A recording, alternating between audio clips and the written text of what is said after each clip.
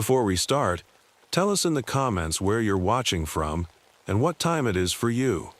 If you like what you see, share it with your friends and family too. My name is Marcus Reynolds, and I've been a forest ranger here in Bridgerton for almost 5 years now. Most folks think I'm crazy for choosing to live up here alone, especially during the harsh Wyoming winters. Maybe they're right, but after what I saw in Vietnam, and losing my brother Jack, the quiet of these mountains feels like the only place I belong anymore. I still wear Jack's old ranger badge.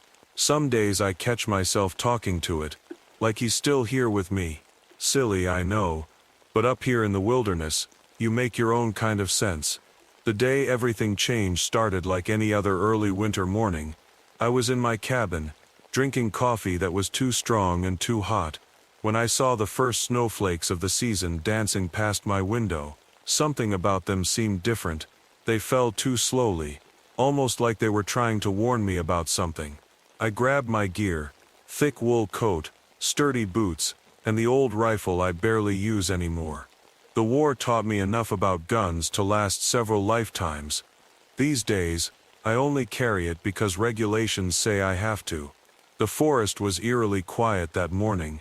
Usually you'd hear squirrels chattering or birds calling, but there was nothing bleak, just the soft crunch of snow under my boots.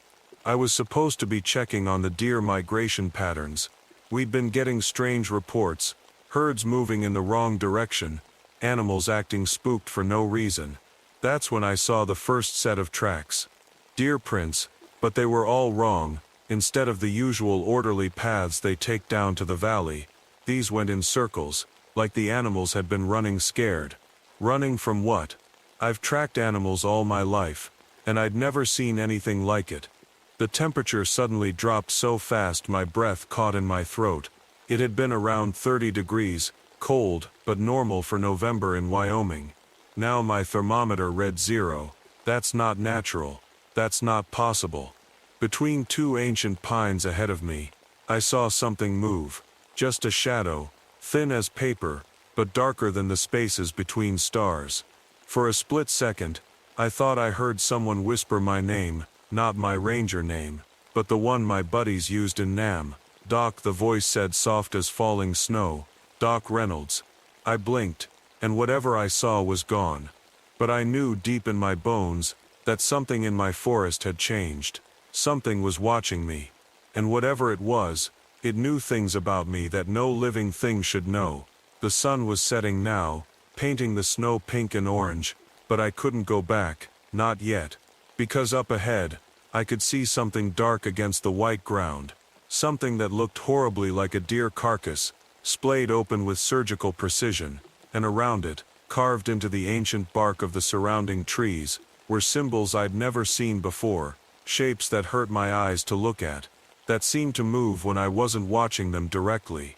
I should have turned back then, should have radioed for help, but 20 years of guilt and memories of brothers I couldn't save in the war pushed me forward.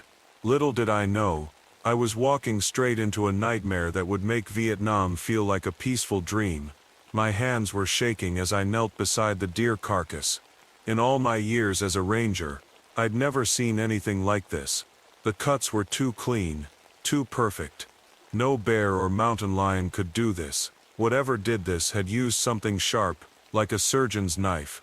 The cold was getting worse. My teeth wouldn't stop chattering, even though I was wearing my thickest winter coat. The thermometer on my belt now read 20 below 0, impossible for this time of year. Ice crystals were forming on my beard, and the trees around me were crackling as their sap froze solid. That's when I noticed the antlers. Someone eyes or something had arranged dozens of deer antlers in a perfect circle around the carcass. They stuck up from the snow like bony fingers reaching for the sky. My stomach turned when I realized they were all pointing at the same spot, like arrows marking a target. Just kids playing pranks, I whispered to myself, but even I didn't believe it. Kids don't come this deep into the forest. Kids can't make it this cold.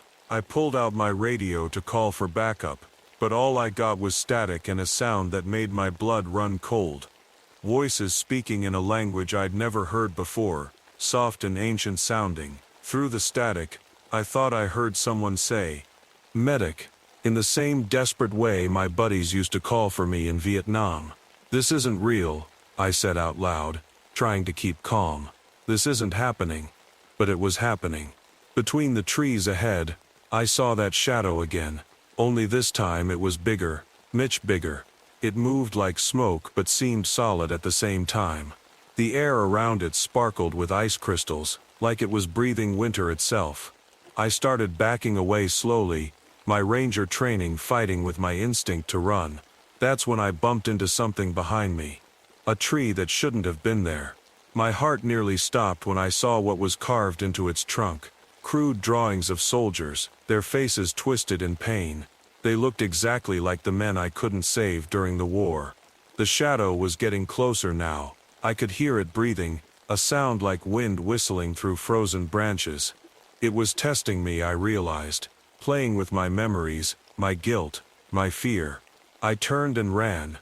I'm not ashamed to admit it, 22 years of military and ranger experience, and I ran like a scared kid. Behind me I heard it laugh. A sound like breaking icicles. The forest I knew so well had become a maze. Every tree looked the same, every path led nowhere. The cold was so bad now that my eyes were watering, the tears freezing on my cheeks. But I couldn't stop, because every time I looked back, that thing was getting closer, getting taller, its antlers made of pure ice scraping against the treetops. As I ran, my brother's ranger badge bounced against my chest. "I'm sorry, Jack," I whispered. "I'm so sorry."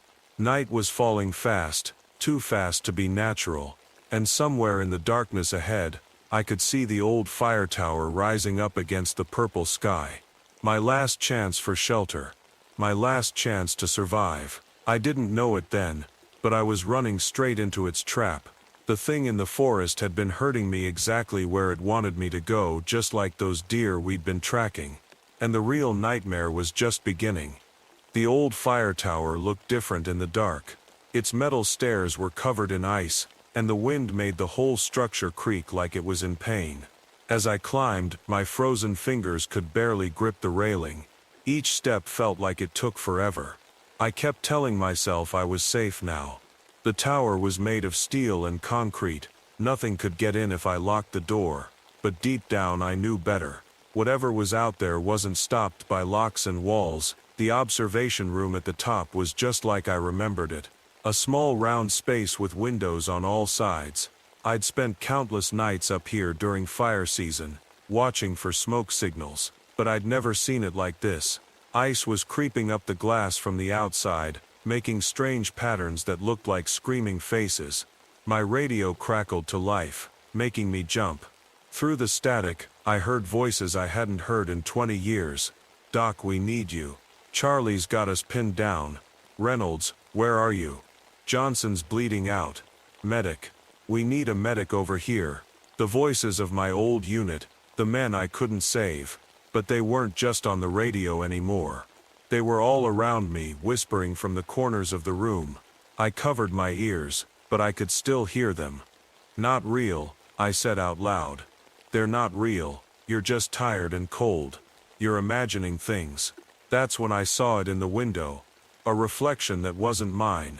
A face made of shadow and ice, with antlers that scraped the ceiling. It was inside the tower with me. I spun around, but the room was empty.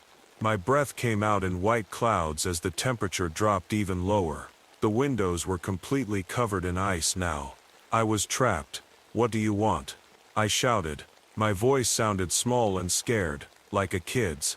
The thing answered, but not with words.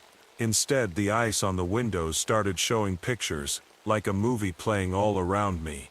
I saw the day my unit was ambushed in Vietnam. Saw myself trying to save them, my hands covered in blood. Saw my brother Jack's last day as a ranger, when the forest fire took him. "Stop it," I begged. "Please stop." The shadow moved closer. It was huge now, filling half the room. Its antlers weren't made of ice anymore. They were made of bones. Human bones. In its dark face, two eyes opened, white and cold as the moon. That's when I understood what it was doing. Every time I felt scared, every time I remembered something painful, got bigger, stronger. This thing wasn't just trying to kill me. It was feeding on my fear, my guilt, my bad memories. The radio static got louder, and mixed with it, I heard a word repeated over and over in that strange ancient language.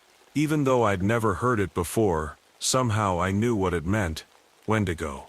The temperature dropped so low that the metal walls of the tower started to crack. I could barely move my fingers anymore. But I had to do something. Had to fight back. Because if I didn't, this thing wouldn't stop with me. It would keep growing, keep hunting, keep feeding on people's pain and fear. With shaking hands, I reached for the emergency flare in my pocket. The Wendigo watched me, its bone antlers scraping against the ceiling. It didn't seem worried. Maybe it thought I was too scared to fight back, but it was wrong about that. Because sometimes being scared is exactly what makes you brave. My dad once told me that fire was mankind's first real weapon against the dark. As I held the flare in my frozen hands, I finally understood what he meant. The Wendigo must have sensed what I was thinking. It moved faster than I thought possible, reaching for me with hands made of shadow and ice. The air got so cold that breathing felt like swallowing needles. "You want my memories," I shouted.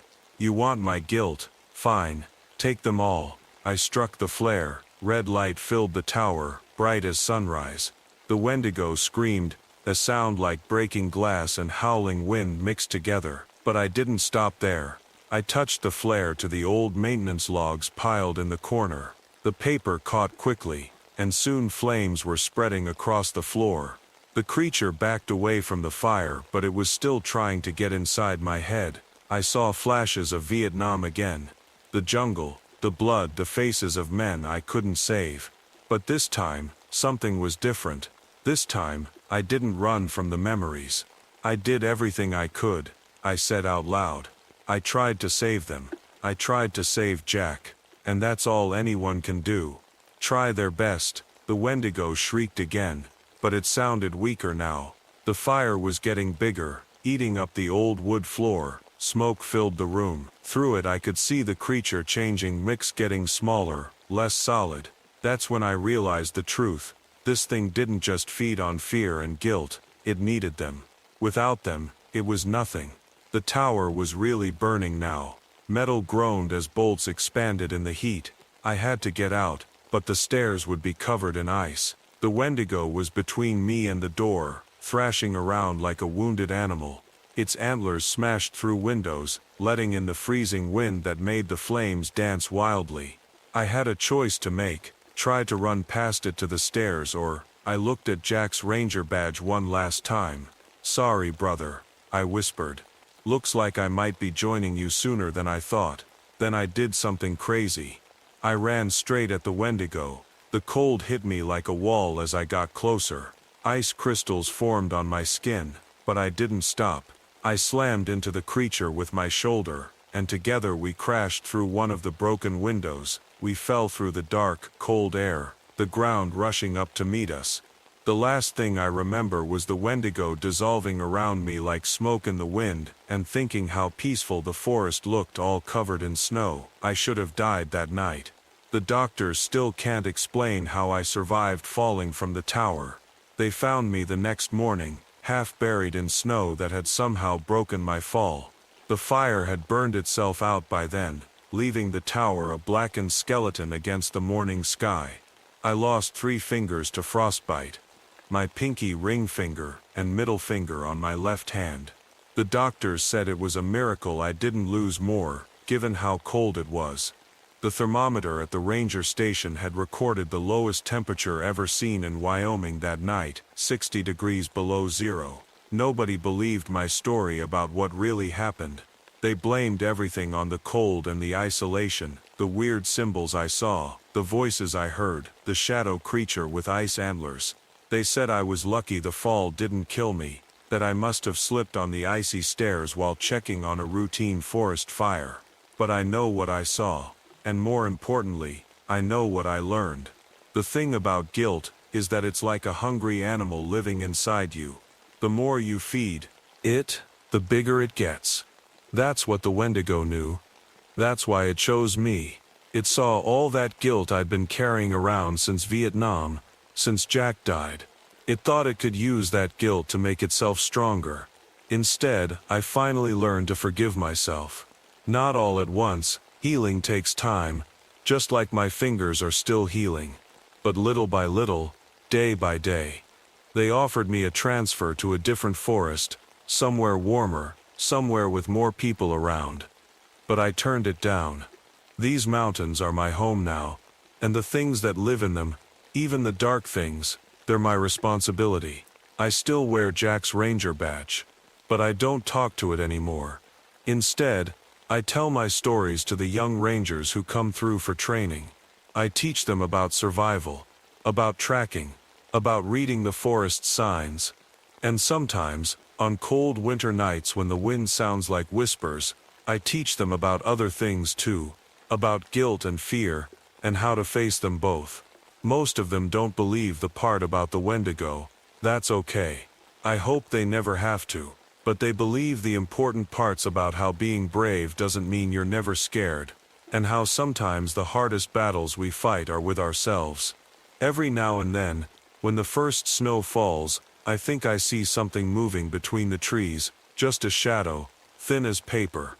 But it doesn't scare me anymore, because now I know the truth. Some shadows only have power if you run from them.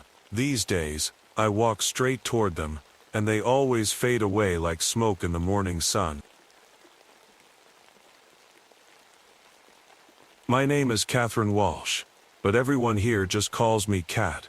I've been a ranger at Huron-Manistee National Forests for 5 years now, and I thought I knew every inch of these woods. Well, I was wrong. Dead wrong. I should probably mention something about myself first. Before becoming a ranger, I was a wildlife photographer. I spent my days tracking wolves, bears, and other animals, catching their most intimate moments on camera. That was until the accident. One bad step while following a wolf pack in winter, and I found myself at the bottom of a ravine with a crushed leg. The doctors couldn't save it below the knee. Some people might have given up after that, but not me. 6 months of rehabilitation, a shiny new prosthetic leg, and I was back in the woods, this time with a badge instead of just a camera. Though I still carry my special camera with infrared capabilities. Old habits die hard, I guess. It all started during the autumn hunting season of '79. The leaves had turned into a sea of red and gold, and the air had that crisp bite that makes you want to wrap your hands around a hot cup of coffee. That's when the first hunter went missing. Probably just got lost, Sheriff Thompson said when I reported it. Happens every year, they'll turn up. But then a second hunter vanished, and a third. By the fourth disappearance, even Thompson couldn't brush it off anymore. I remember the day I found the first campsite. The tent was in shreds, like something had torn through it with massive claws. The sleeping bag was scattered in pieces across 30 feet, and deep gouges marked the trees nearby. But it was the footprints that made my blood run cold. They looked like wolf tracks, but wrong. Too big, 16 inches if they were a day. And some were pressed deep into the earth in a way that suggested whatever made them had been walking on 2 legs. I knelt down to examine them closer, my prosthetic leg creaking slightly in the morning frost. As I traced the outline with my finger, a howl echoed through the trees. It started like a normal wolf call but then changed. The pitch shifted in a way I'd never heard before, becoming almost like words. The hairs on the back of my neck stood up.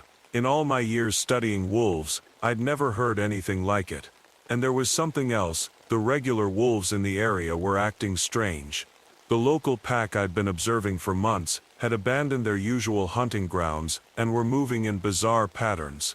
That night, as I sat in my cabin reviewing the day's notes, I couldn't shake the feeling that this was just the beginning. Something was wrong in my forest.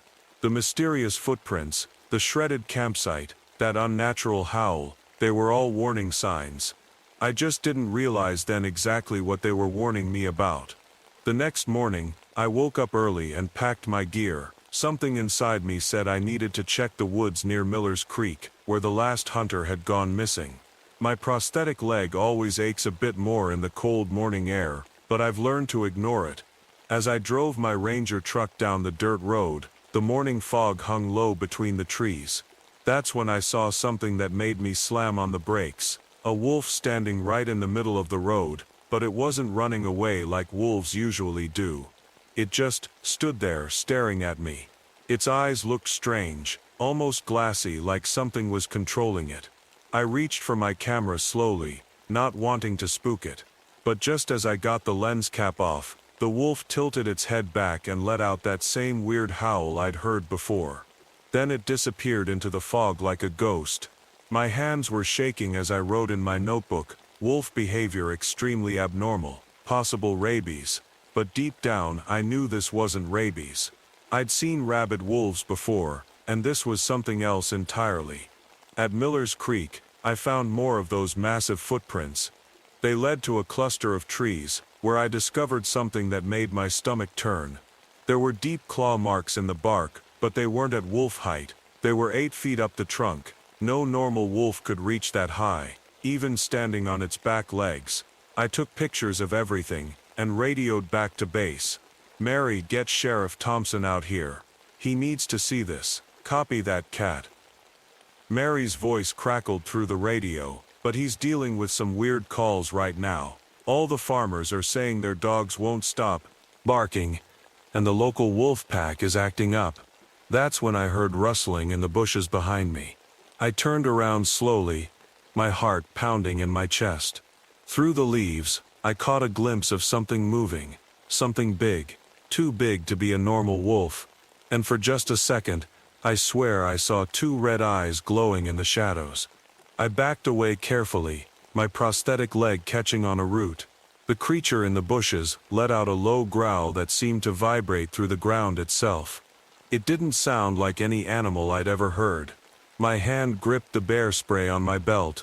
"Hello," I called out, trying to keep my voice steady. "Is someone there?" The only answer was another one of those strange howls, but this time it was closer. Much closer. And this time, I could have sworn the howl almost formed words. As I hurried back to my truck, I couldn't shake the feeling that I wasn't just tracking something anymore. It was tracking me too. Back at my cabin that evening, I spread all my photos across the kitchen table, the claw marks, the footprints, the disturbed campsites. Looking at everything together made my skin crawl. But what really caught my eye were the night photos I'd taken with my infrared camera. In most of them, there was nothing unusual. But in one picture, taken near Miller's Creek, there was something that shouldn't be there. A tall, dark shape, standing between 2 trees. When I looked closer, my coffee cup almost slipped from my hands. The shape was easily 7 feet tall, and it looked like it was standing on 2 legs. The phone rang, making me jump. It was Bill from the local animal shelter. "Cat, something's wrong with all our dogs," he said, his voice shaking. "They've been howling non-stop since sunset. And they're all facing the same direction, toward the forest." I grabbed my gear and drove to the shelter. The moment I stepped out of my truck, I heard it. Dozens of dogs howling together, but not like normal dog howls. They sounded scared. Really scared. That's when my radio crackled to life. "Cat, come in." It was Mary, and she sounded frightened. "We've got another missing hunter. His buddy just ran into the station. He's not making much sense, but you need to hear this." At the station, I found a man wrapped in a blanket, his hands shaking as he held a cup of coffee. His name was Steve Rogers, and he could barely get the words out. "We were tracking a deer," he whispered. Then all the birds went quiet. That's when we saw it. Standing there like a wolf, but wrong. All wrong. It was huge, standing on 2 legs like a man. But those eyes, he started crying. Those red eyes. It spoke to us. Through the wolves, the whole pack surrounded us. But their eyes. They weren't their own eyes anymore. Sheriff Thompson rolled his eyes, but I felt a chill run down my spine. I pulled out the infrared photo and showed it to Steve. His coffee cup crashed to the floor. "That's it," he whispered. Oh God, that's it. I went back to the forest that night with my camera. I had to know. The moon was full, casting strange shadows through the trees. My prosthetic leg kept making small squeaking sounds in the quiet, and each noise made me freeze. Then I saw it. Not in a photo this time. Not through a camera lens. For real. It stepped out from behind a massive oak tree, and everything Steve said was true. It looked like a wolf, but the size of a bear, standing upright like a human. Its red eyes glowed in the darkness, and when it opened its mouth, I saw teeth that looked like daggers. I raised my camera with trembling hands and took one shot. The flash went off, lighting up the whole clearing. The creature snarled, a sound that was part wolf, part something much worse, and in the split second before it vanished into the darkness, I saw the burn marks it left on the ground where it had stood. The photo I took that night was crystal clear, but I almost wish it wasn't, because now I knew exactly what I was dealing with, and I knew no one would believe me. No one except the wolves. They knew. They'd always known. Something ancient was in my forest, something that could control the wolves, something that could speak through them. And now it knew I was looking for it. The next few days felt like a dream, or maybe a nightmare. I couldn't eat, couldn't sleep. Every time I closed my eyes, I saw those glowing red ones staring back at me. I developed the photo I'd taken that night. It should have been perfect. The flash had lit up everything. But where the creature should have been, there was just a blur, like it didn't want to be captured on film. Then the wolves started showing up around my cabin. First it was just one. I recognized her, the alpha female from the local pack. I'd photographed her many times before, but something was different now. Her eyes had a strange, glassy look, like the wolf I'd seen on the road. She sat at the edge of my yard, watching my cabin for hours. The next night, there were 3 wolves, then 5. They never tried to come closer, just sat there, watching, waiting.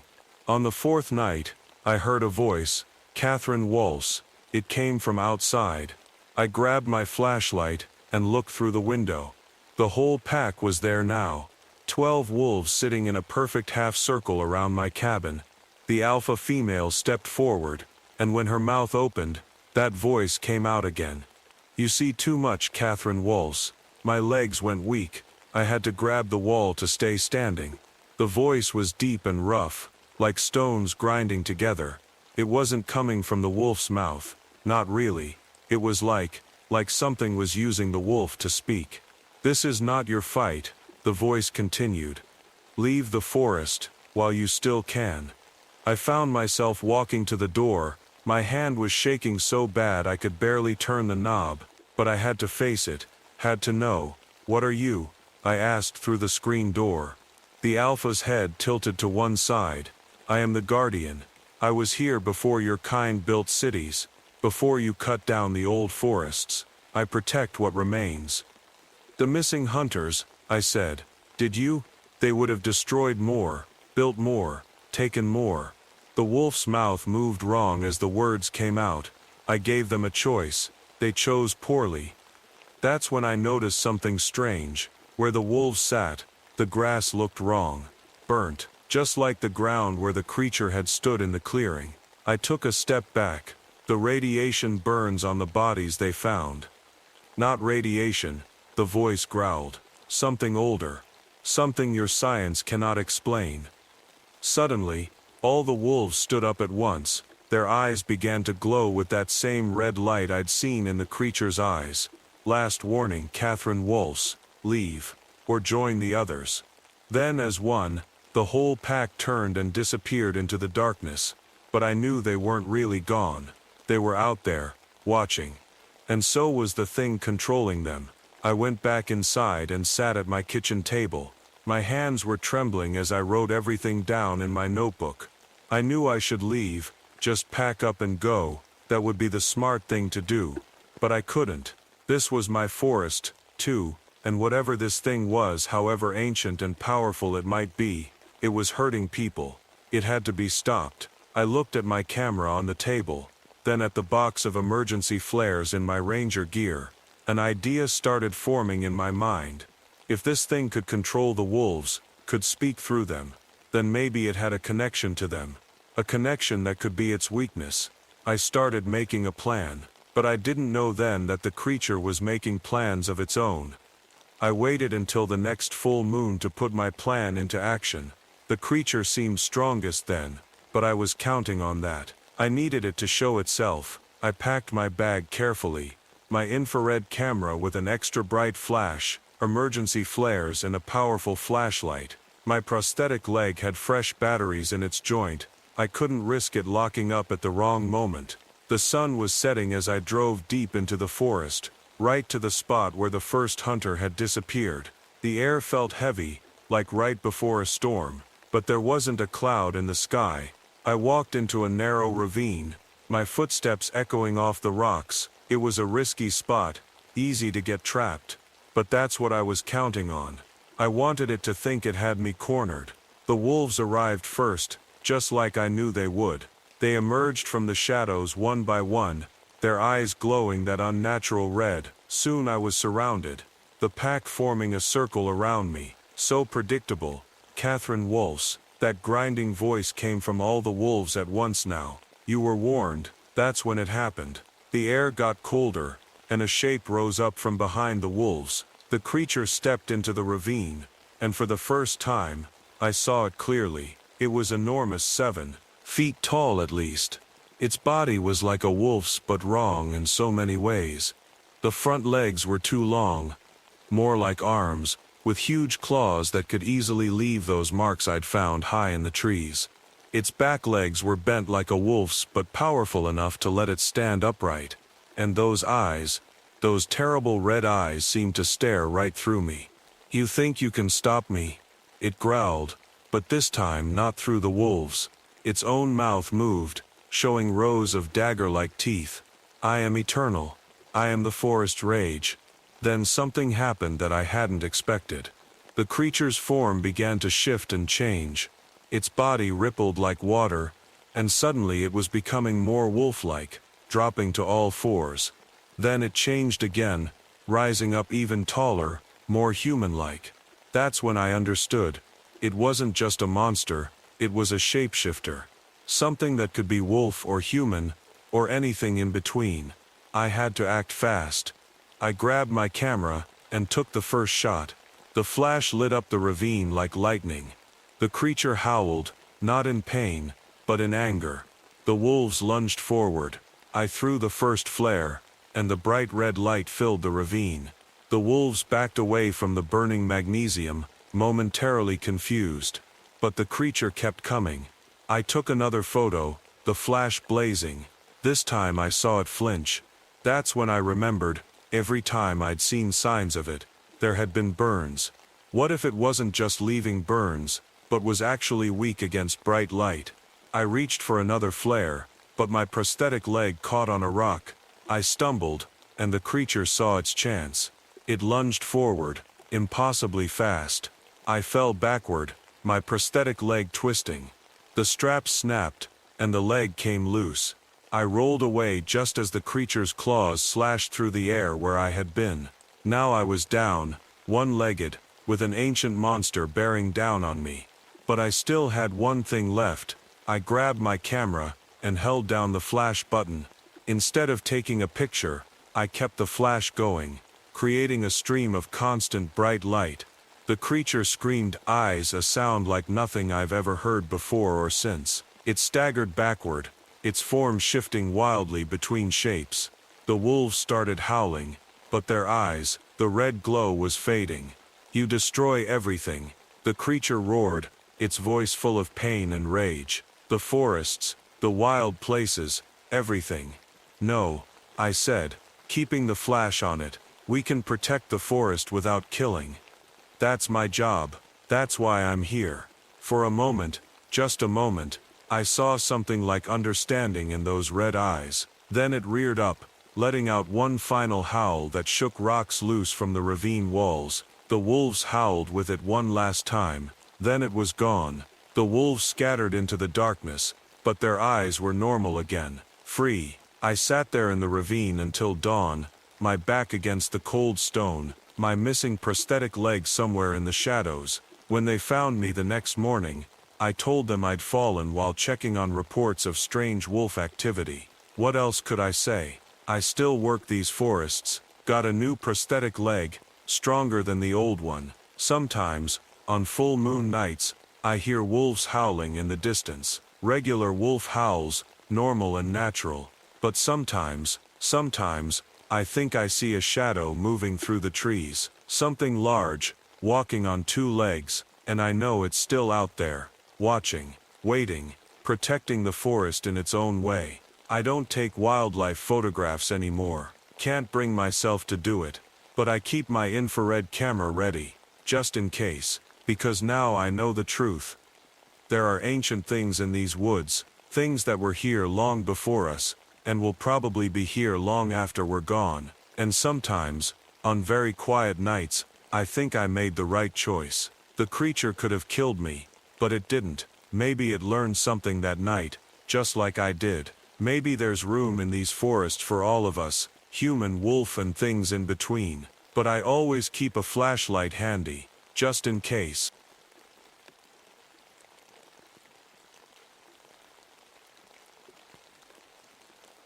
My name is Thomas Blackwood, and I've been a ranger here in Sequoia National Forest for the past 5 years. Before that, I was a police detective in Oakland for almost 30 years.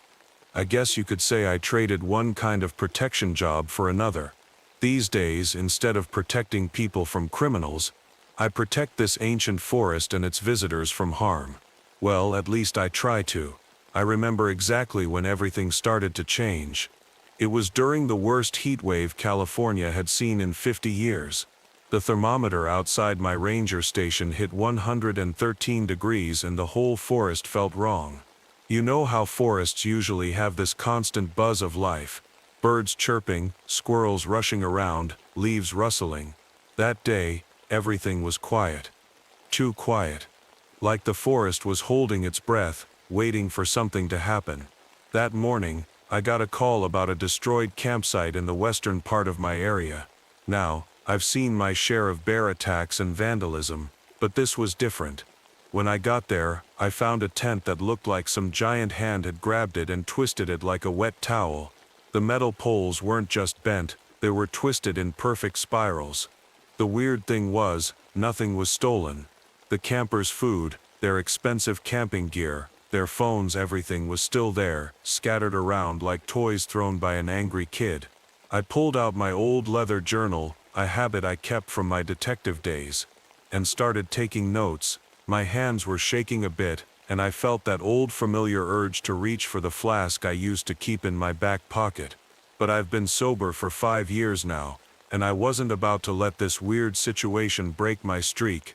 As I was writing, I felt it for the first time. This deep rumble that you couldn't really hear but you could feel in your bones. It was like standing next to a huge speaker playing a note so low that only your body could pick it up. My pen stopped moving, and the hair on the back of my neck stood up. Something was out there in my forest, something I'd never dealt with before. I didn't know it then, but that was just the beginning. That day marked the start of the strangest and scariest investigation of my life. Even stranger than my last case in Oakland, the one that made me leave the police force. The one that took my partner from me. Looking back now, I wish I had known what I was getting into. But then again, would I have believed it if someone had told me? Would you believe me if I told you that something ancient and powerful was living in these woods? Something that could move things with its mind. Something that glowed in the dark. Something that had been here long before any of us. Well, believe it or not, this is my story.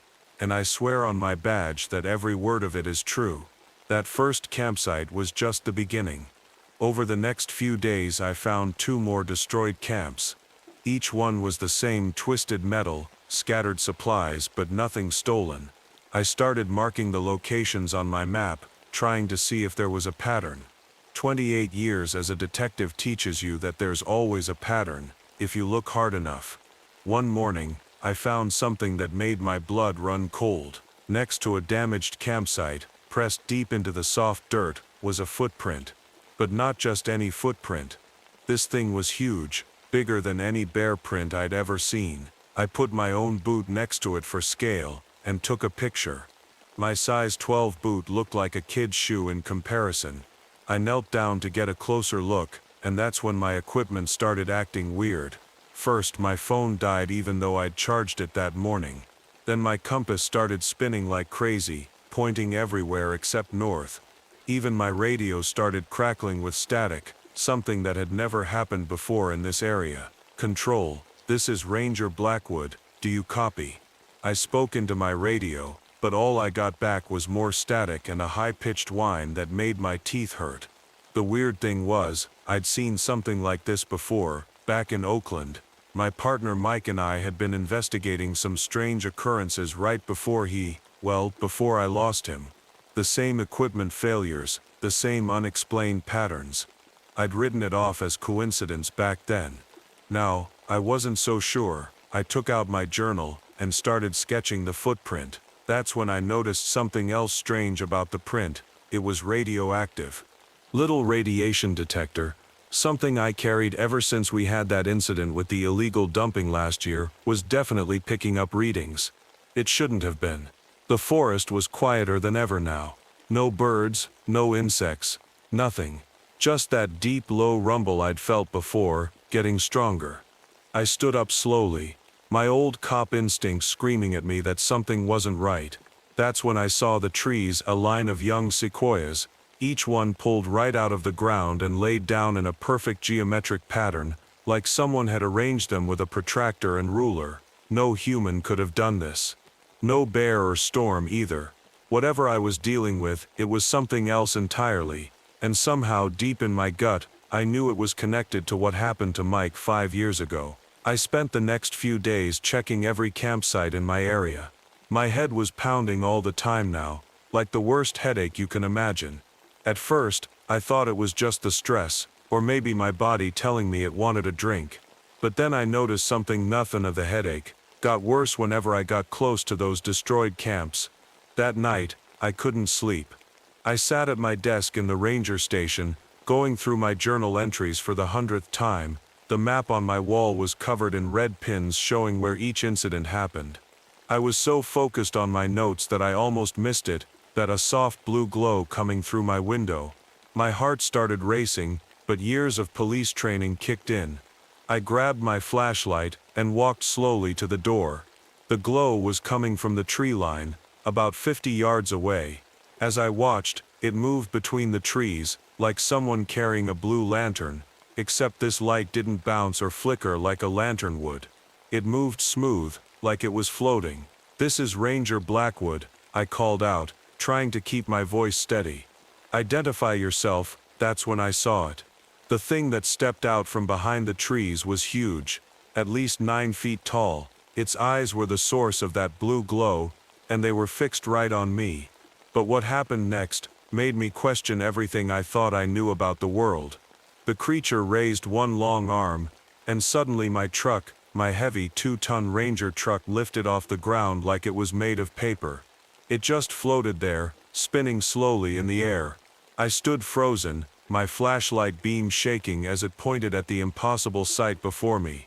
Then the headache hit me, worse than ever. That low rumble I'd been feeling turned into a wave of sound that I could feel in my chest. My radio exploded into static, and all the lights in the station went out at once. I've been in plenty of dangerous situations before. I've faced armed criminals, dealt with wild animals, but nothing had ever made me feel this small, this powerless. Yet somehow, standing there in the dark, watching my truck float in midair, I didn't feel afraid. I felt like I was finally starting to understand what had really happened to Mike that night in Oakland. The creature tilted its head, like it was studying me. Then, as gently as it had lifted it, it set my truck back down. When I looked back at where it had been standing, it was gone. But it had left something behind, a pattern pressed into the dirt, the same kind of geometric shapes I'd been finding at the campsites. I spent the rest of the night drawing everything I'd seen in my journal, trying to make sense of it all. One thing was becoming clear. This creature, whatever it was, wasn't just destroying camps at random. It was trying to tell us something, and I had a feeling I knew where I needed to go next to figure out what that message was. The next morning, I spread out all my maps on the floor. Something had been bugging me about the pattern of destroyed campsites. I grabbed a marker and connected the points where each incident happened. Then I pulled out an old map I had in my desk, one showing the locations of ancient Native American sacred sites in the forest. My hands started shaking when I laid the maps on top of each other. The destroyed camps formed a circle around one of the oldest burial grounds in the forest. Every single campsite that had been attacked was getting too close to this sacred place. I remembered something Sarah Two Rivers, one of our local tribal experts, had told me when I first started working here. The ancient ones still protect this land, Ranger Blackwood. Some guardians never leave their post. I'd smiled politely when she said that, thinking it was just a nice story. Now I wasn't so sure. I grabbed my gear and headed out to the burial ground. The summer heat was still brutal, but the forest felt different today. The silence wasn't scary anymore. It felt like the quiet in a library or a church. Like something was watching, waiting to see what I would do. As I got closer to the burial ground, my equipment started going crazy again, but this time, I didn't fight it. I turned everything off and kept walking. The headache was back too, but now I understood. It wasn't an attack, it was more like a warning. Like when your mom tells you you're getting too close to something dangerous. That's when I found the box. Mike's old evidence box that disappeared 5 years ago. It was sitting there in the middle of a clearing, like it had been waiting for me. Inside were all his notes about similar incidents in Oakland. He'd been figuring it out back then, connecting the same dots I was connecting now, but somebody hadn't wanted him to expose the truth. I sat down on a fallen log and opened his notebook. "They're not our enemies," he had written. "They're guardians, and we're building our cities and houses right on top of what they're protecting." The low rumble started again, but this time, I didn't move. I knew what was coming, and I knew what I had to do. It was time to face the guardian of Sequoia Forest, and this time, I was ready to listen. The blue glow appeared between the trees, brighter than before. My heart was pounding so hard I could hear it in my ears. The creature stepped into the clearing, those glowing eyes fixed right on me. Up close, it was even more impressive. Tall as a small house, with long arms that nearly touched the ground. But it wasn't scary anymore. Not now that I understood. "You were trying to protect this place," I said, my voice surprisingly steady, "just like you were protecting the sacred sites in Oakland." That's what Mike figured out, wasn't it? The creature didn't speak, but the rumble changed pitch. Suddenly, objects started floating around us. Leaves, twigs, even small rocks. They moved in patterns. The same geometric shapes I'd been finding at the campsites. It was like the creature was riding in the air. Then everything went wrong. A truck engine roared in the distance. Through the trees I saw headlights park security. Probably responding to reports of strange lights, they were heading straight for the burial ground. The creature's eyes flared bright blue. Trees started shaking, and I felt the ground rumble under my feet. It raised both arms, and my truck lifted off the ground again, this time much higher. "Wait," I shouted. "They don't understand. Let me help." The creature turned to look at me, and in that moment, I saw something in those glowing eyes: intelligence, ancient wisdom, and pain. So much pain from watching humans destroy what it had protected for so long. My truck was still floating, spinning faster now. I had to make a choice. I grabbed my radio and ran toward the oncoming headlights, waving my arms. "Stop. This is Ranger Blackwood. Turn back now." But I was too late. My floating truck came crashing down right in front of me. I jumped back, but not fast enough. Something hit my face, glass metal. I'm not sure what. All I know is that everything went dark in my right eye, and the pain was horrible. I fell to my knees, holding my face. Through my good eye, I saw the security truck screech to a halt and turn around fast. At least they'd be safe. Then I felt something cool touch my shoulder. I looked up through my one good eye, and there it was, the creature, kneeling beside me. The blue glow from its eyes was soft now, almost gentle. It reached out one long finger and touched my injured eye. The pain didn't go away completely, but it got better, and in that moment, something passed between us. An understanding. It had seen me choose to protect others, just like it had been doing all these years. We weren't so different after all. That was 6 months ago. A lot has changed since that night. I still work as a ranger in Sequoia Forest, but now I do things differently. I worked with Sarah Two Rivers to mark all the sacred areas clearly on tourist maps. We moved campsites away from these special places, telling people they're environmentally sensitive areas. It's not exactly a lie. My right eye never fully recovered. The doctors say I'll never see through it again. But sometimes, on quiet nights in the forest, it tingles in a strange way, like it's picking up things my good eye can't see. I finally understand what really happened to Mike too. He wasn't killed by criminals like everyone thought. He died trying to protect an ancient burial ground from being destroyed for a new shopping mall. The creature didn't mean to hurt him. It was just trying to stop the construction trucks, just like it had tried to stop that security truck from reaching me. These days, when campers report strange blue lights in the forest or complain about their phones not working, I just smile and tell them some places deserve to be left alone. Most people think I'm just a weird old ranger with one good eye who tells strange stories, but every now and then I feel that familiar rumble in the ground. Sometimes, I catch a glimpse of blue light moving between the ancient sequoias, and I know our forest guardian is still out there, still watching, still protecting. I keep my journal updated, but now I write down different things. Not just the weird stuff that happens, but the way the forest feels more alive than ever. How the birds and animals seem to know where they can and can't go. How the ancient trees seem to glow sometimes in the moonlight. Last week, a new ranger asked me if I ever get scared, working alone in such a big forest. I told her I'm never alone out here. And that's the truth. Some people might not believe my story. That's okay. But next time you're in a forest, and you feel like something's watching you, or your phone suddenly stops working, or you hear a rumble so deep you feel it in your bones, maybe think twice about where you're standing.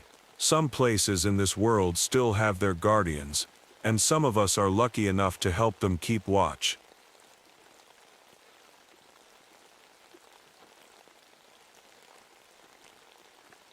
My name is James Martinez, and this happened to me in the summer of 1972. I still wake up some nights, my hands burning where the scales have grown.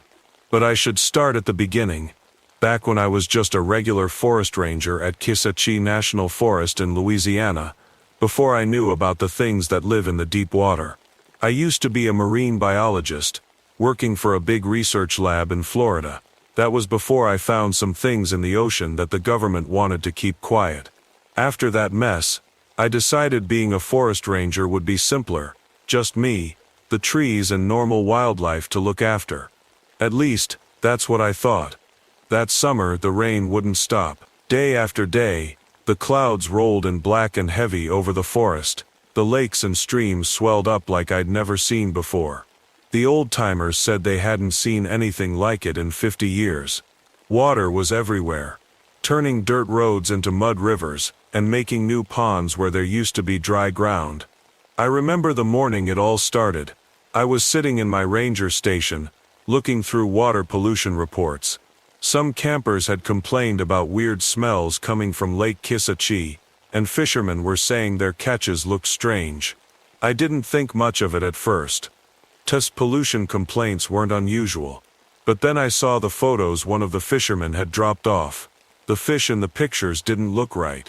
Their scales were wrong, too big, almost like armor, and some had extra fins where they shouldn't be. I'd seen mutations before, back in my marine biology days. But these were different. These looked planned. My chest started feeling tight as I looked at those photos. The chemical sensitivity I'd picked up from my old job was acting up again. Maybe it's trying to warn me. I thought. Like a canary in a coal mine. I should have listened to that warning.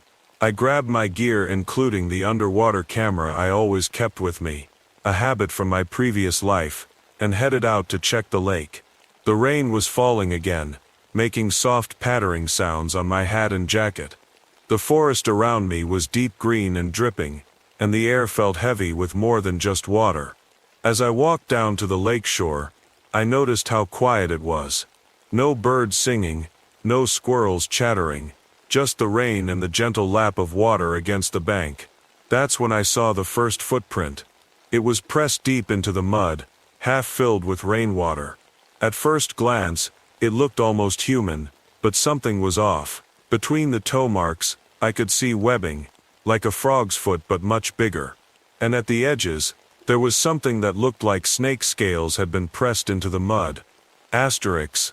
This isn't right, Asterix, I thought, my heart starting to beat faster. Asterix. Nothing in these woods should leave prints like this. I took out my camera and snapped some photos. As I did, something moved in the water behind me. I turned quickly, but all I saw was a ripple spreading across the lake's surface, and for just a second, a strange greenish light glowing under the water. That was the moment everything changed. That was the moment I should have gotten in my truck and driven far away from Kisachee National Forest. But I didn't. Instead, I knelt down by that footprint and started taking measurements, not knowing I was about to uncover something that would change me forever. That evening, back at my station, I spread out all my photos on my desk. The footprint wasn't the only strange thing I'd found. There were dead fish scattered along the shoreline, their bodies twisted in ways that made my stomach turn. Their scales were different. Some were huge and thick like armor. Others had a weird metallic shine to them. I'd worked with fish all my life, but I'd never seen anything like this. My hands shook a little as I wrote in my logbook. The words looked too normal on the page. Multiple specimens showing unusual mutations, possible water contamination, but this didn't feel like normal pollution. Normal pollution doesn't make fish grow scales like medieval armor. You're getting paranoid. James Asterix, I told myself. Asterix, just like Florida all over again. Asterix. I grabbed my flashlight and water testing kit. The sun was setting, but I needed to check something. Back at the lake, the water was black in the twilight, but somehow it seemed to move wrong. You know how water usually moves. Well, this was different. Like something big was constantly shifting underneath. The beam of my flashlight caught something floating near the shore. At first I thought it was just another dead fish. But when I got closer, I realized it was a piece of skin, about the size of my hand, covered in scales that looked almost like they were made of metal. It wasn't fish skin. It wasn't reptile skin. It wasn't anything I'd ever seen before. I reached out to pick it up with my specimen tweezers, and that's when I saw the lights. Deep under the water, green-blue lights were moving in patterns, like someone had dropped glow sticks to the bottom of the lake.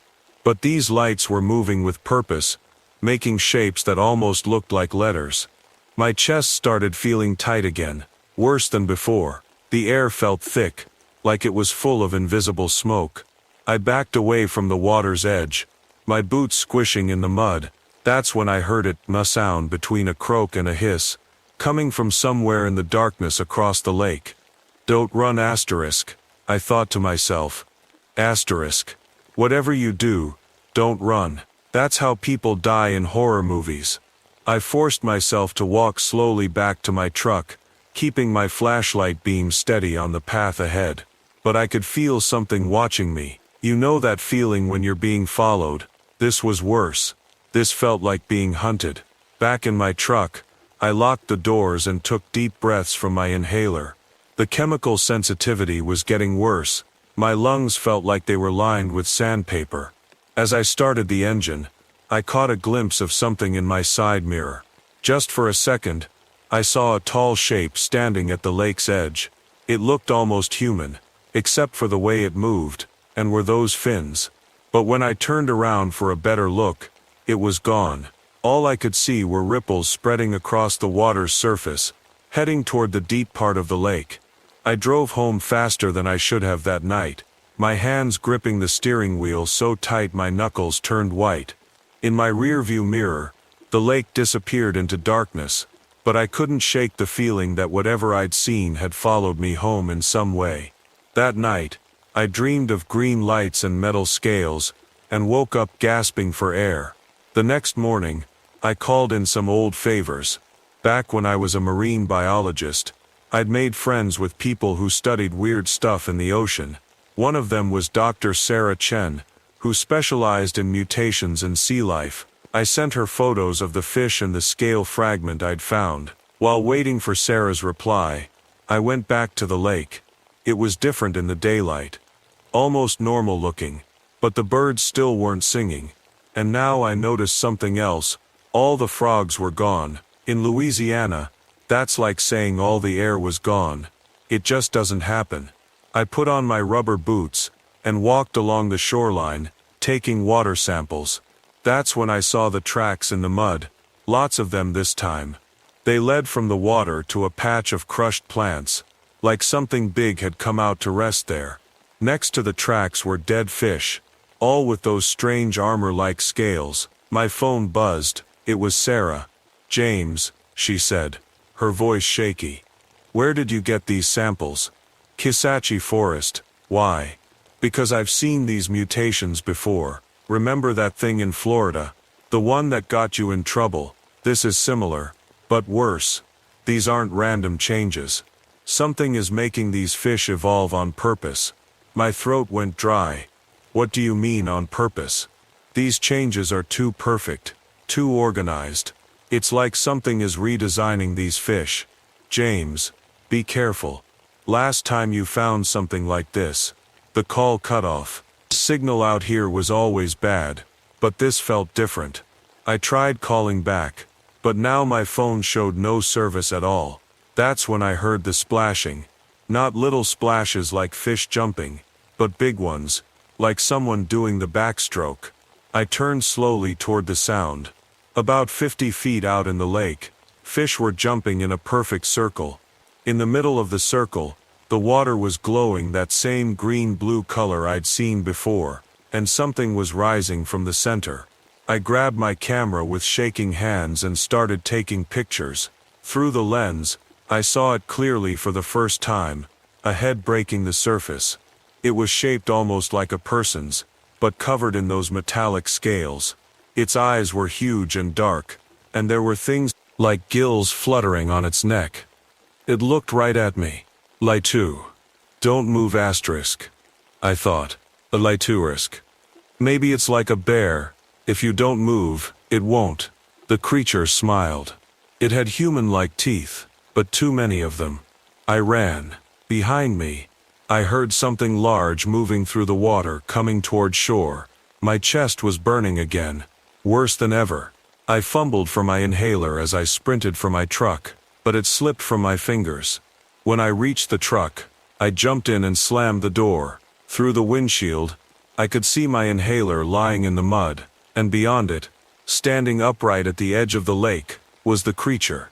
It was tall, maybe 7 feet, with a body like a person who spent too much time at the gym. But the skin, if you could call it that, was covered in those metallic scales. It had webbed hands with long fingers, and its feet were like the prints I'd found. The creature picked up my inhaler and looked at it, turning it over like a curious child with a new toy. Then it looked at me again, and did something that made my blood run cold. It waved. My hands were shaking so bad I could barely get the key in the ignition. The creature just stood there, watching me with those big dark eyes. It held my inhaler up again, like it was offering to return it, like it wanted me to come back. I started the truck, and backed away fast, tires spinning in the mud. In my rearview mirror, I saw the creature tilt its head to one side, almost like it was disappointed. Then it turned and walked back into the lake, moving as smoothly as someone taking an evening stroll. Back at my station, I locked all the doors and windows. My breathing was getting worse. The air felt thick and heavy in my lungs. Without my inhaler, I had to use my backup one from my desk. As I sat there trying to catch my breath, My computer beeped. It was an email from Sarah. James, I've analyzed the photos. The mutations aren't random.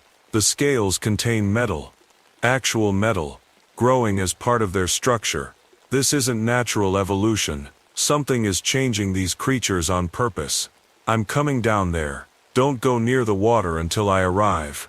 But I knew Sarah wouldn't make it in time. Whatever was happening in that lake was moving fast. More dead fish were showing up. And now they had weird growths that glowed in the dark. The water level was still rising from all the rain. And the strange lights under the surface were getting brighter every night. I had to do something. I was a ranger if it was my job to protect this forest and everything in it, even if that meant facing whatever that thing was. I got my scuba gear out of storage. Back in my marine biology days, I'd done hundreds of dives, but as I checked my equipment, my hands wouldn't stop trembling. This wasn't like diving in the ocean. This was different. This was personal. That's when I noticed something on my hands. Right where I'd touched the water while collecting samples, my skin looked different, harder, shinier, like tiny scales were starting to form. It's just a rash asterisk, I told myself. Asterisk, just an allergic reaction to something in the water. But deep down, I knew better. I waited until dusk, when the creature seemed most active. The lake was calm, but every few minutes, those strange lights would pulse under the surface, like a heartbeat made of green fire. I put on my diving gear, making sure everything was sealed tight. Just before I went in, I found a notepad in my truck and wrote, "If anyone finds this mize, there's something in Lake Kisechi, something that's changing everything it touches. I'm going to try to stop it. If I don't come back, call Dr. Sarah Chen. She knows what to look for." The water was warm. Too warm for this time of year. As I swam deeper, my dive light showed clouds of sediment swirling around me like brown snow. The deeper I went, the more my chest hurt. Even through the regulator, something in the water was affecting me, seeping through my gear. Then I saw the lights. They weren't just random patterns anymore. They were like roads or tunnels, all leading to the same place, a deep part of the lake I'd never fully explored before. And swimming along these light paths were fish, hundreds of them, all with those metallic scales glinting in the strange glow. That's when I felt it, a presence in my mind, like someone tapping on a window, trying to get in. And then I heard the voice, not with my ears but inside my head. "Welcome home, James. We've been waiting for you." The voice in my head was calm, almost friendly. But it felt wrong, like cold fingers touching my brain. I tried to turn back, but the fish were all around me now, moving in circles, creating a wall of glinting scales and glowing eyes. "Don't fight it," the voice said. "You already belong to us. Look at your hands." My dive light shone on my fingers gripping the underwater camera. The scales there had grown larger, spreading up past my wrists. They sparkled with the same metallic shine as the fish. Asterisk. This isn't real asterisk, I thought. I'm having a nightmare. "Wake up, James. This is very real," the voice answered. My thoughts, follow the lights, see what you helped create. The fish parted, making a path that led deeper into the lake. The glowing trails were brighter now, pulsing like veins of green fire. My body started moving on its own, swimming down that path. I tried to resist, but it was like fighting a strong current. The underwater landscape changed. There were structures down here, things that looked like buildings, but made from some kind of grown crystal. They glowed from within, casting weird shadows through the murky water. And there, in the center of it all, was a cave entrance ringed with those bioluminescent trails. The creature was waiting for me there. Up close, it looked even less human than before.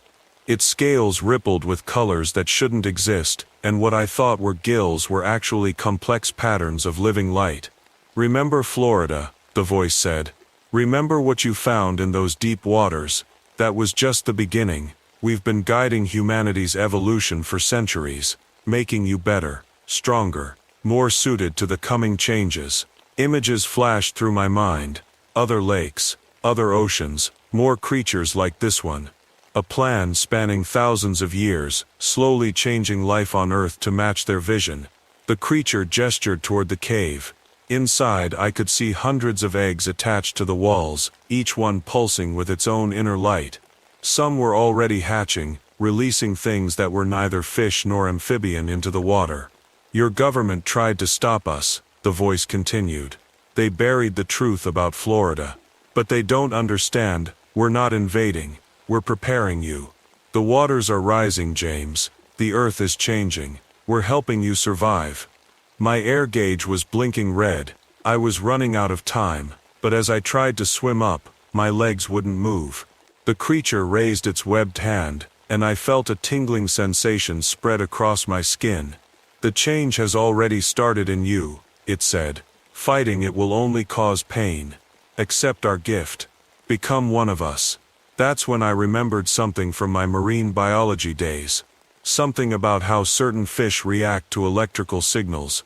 The creature's powers, the lights, the way it controlled the fish, it was all based on bioelectricity. And I was wearing a metal diving knife. With the last of my strength, I pulled the knife from its sheath. The creature tilted its head, curious but not worried. It didn't see a weapon, just another piece of metal, like the scales it had given to the fish. But I hadn't spent years studying marine life for nothing.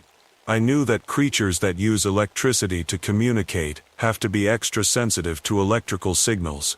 They have to be able to feel the tiniest electrical current in the water. I raised the knife above my head, toward the metal support beam of one of their crystal structures. All those lights, all that energy they were using to control everything. It had to come from somewhere, and metal conducts electricity. Wait, the voice in my head suddenly seemed urgent. You don't understand what you're at. I struck the beam with my knife as hard as I could. The metal rang like a bell underwater. And then, everything went crazy. The lights exploded into wild patterns. The fish scattered in panic. I felt the creature's control break like a rubber band snapping. Electricity coursed through the water. Not enough to hurt me through my diving suit, but enough to disrupt whatever power they were using. The creature screamed, not in my head this time, but a real sound that vibrated through the water. It clutched its head, its scales flickering like broken Christmas lights. All around us, the eggs in the cave started bursting from the electrical surge. I didn't wait to see what would happen next. My lungs were burning, and my air gauge was almost at 0. I swam up as fast as I safely could, away from the chaos below. Behind me, I heard more screams, not just from one creature but many. The trip to the surface felt like it took forever. My vision was getting dark around the edges when I finally broke through into the air.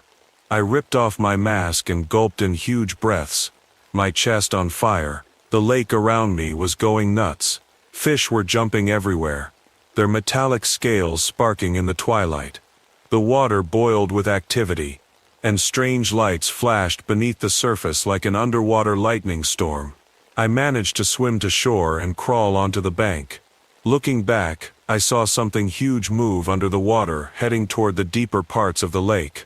The lights followed it, dimming as they went, until finally, everything went dark. The lake turned quiet. The fish stopped jumping. Even the rain, which had been falling for weeks, began to let up. I lay there on the muddy shore, gasping and shivering. The scales on my hands were still there, but they weren't spreading anymore. They'd stopped right where they were, like a permanent reminder of how close I'd come to becoming something else. I looked at my reflection in a puddle. My eyes seemed different, a little too large, a little too dark, but they were still my eyes. I was still me, mostly. That night, as I sat in my station writing my report, I knew nobody would believe the real story. They'd blame chemical dumping for the dead fish, blame the strange lights on swamp gas, blame everything on anything except the truth. But I know what's down there. I know they're still out there, in deep waters all around the world, slowly changing things, preparing for a future only they can see. And sometimes, late at night when it rains, I feel a familiar tingling in my hands, and I hear a whisper in my head. We'll be waiting, James. The waters are still rising. I've thought about leaving my job, moving somewhere far from any lakes or oceans, but I stay. Someone needs to watch the water, to be ready if they try again. Besides, a part of me, the part that sparkles like metal in the sunlight, almost wants them to come back. The scales on my hands remind me every day, some mysteries are better left alone, but once you've seen them, you can never really look away.